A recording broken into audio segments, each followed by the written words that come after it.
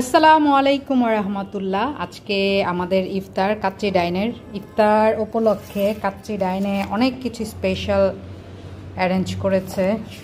এই যে আবার ওরা মেনুও দিয়ে দিয়েছে। আমরা এনেছি এই যে চিকেনের এটা, আর এটা হচ্ছে টিকা, যেটা আমার খুবই পছন্দ।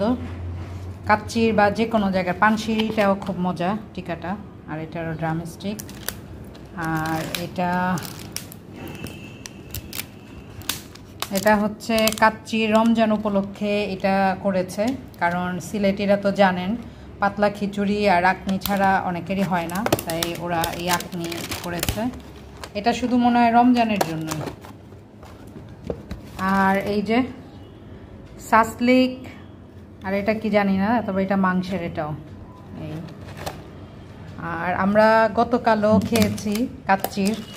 আমার কাছে কাচ্চির একটা জিনিস এত ভালো লেগেছে যে কি বলবো, দেখাবো এটা আমি, দাঁড়ান। এই যে এটা হচ্ছে চপ, চিকেন চপ। এটা এত টেস্টি, তবে এটা কিন্তু সুদা খেলে বা অন্য কোনো কিছুর সাথে খেলে ভালো লাগে না। ভালো লাগে হচ্ছে এটা শরত, এই যে বিরিয়ানির এটা শরত, এটা খেতে ভালো লাগে। এই যে ধরো, এই যে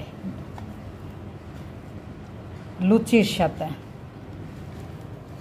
ঠিক আছে। এগুলা যা ইফতার দেখছেন সব হচ্ছে কোথাকার, কাচ্চি ডাইন।